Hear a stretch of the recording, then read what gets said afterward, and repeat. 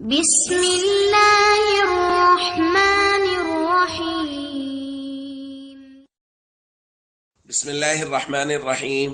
عن زید بن خالد رضی اللہ تعالی عنہ قال قال رسول اللہ صلی اللہ تعالی علیہ وسلم لولا ان اشق على امتی لامرتهم بالسواک عند كل صلاة.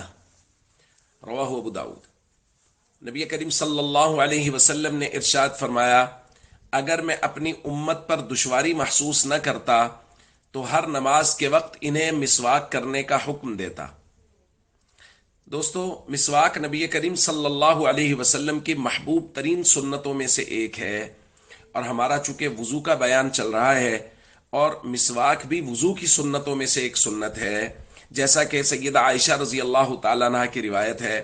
فرماتی ہیں کہ ان النبی صلی اللہ علیہ وسلم لا يرقد من لیل ولا نہار فیستیقظ الا یتسوک قبل ان یتوضأ، کہ نبی کریم صلی اللہ علیہ وسلم دن اور رات میں جب بھی کبھی آرام کرتے اور بیدار ہوتے تو بیداری کے فوراً بعد نبی کریم صلی اللہ علیہ وسلم وضو کرنے سے پہلے مسواک فرماتے تھے.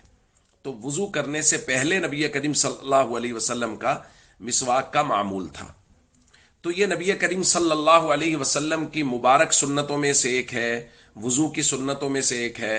ہمارے معاشرے میں یہ بڑا مسئلہ ہو رہا ہے کہ اب مسواک سے دن بدن ہم لوگ دور ہوتے چلے جا رہے ہیں.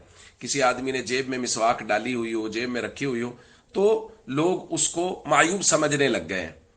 حالانکہ صحابہ کرام کا تو معمول یہ تھا. حضرت زید بن خالد جو ہماری آج کی روایت کے راوی ہیں صحابی، ان کے بارے میں تو آتا ہے کہ انہوں نے مسواک اپنے کان پہ رکھی ہوئی ہوتی تھی، اور جب بھی وہ وضو کرنا ہوتا نماز سے پہلے وہ مسواک کرتے تھے. تو اس لیے ہمیں مسواک کا معمول بنانا چاہیے. لوگ دیکھ کے کیا کہیں گے؟ بھائی اس سے کوئی فرق نہیں پڑتا. اللہ اور اس کے رسول کا اگر محبوب اور پسندیدہ عمل ہے تو ساری دنیا بھی اس کو برا محسوس کرتی رہے تو پڑھی کرتی رہے، ہمیں کیا فرق پڑتا ہے؟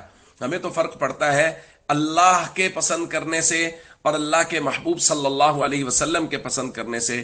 جب انہیں پسند ہے مسواک کرنا تو پھر مسواک کا معمول بنائیں اور مستقل اس کو اپنے پاس رکھیں.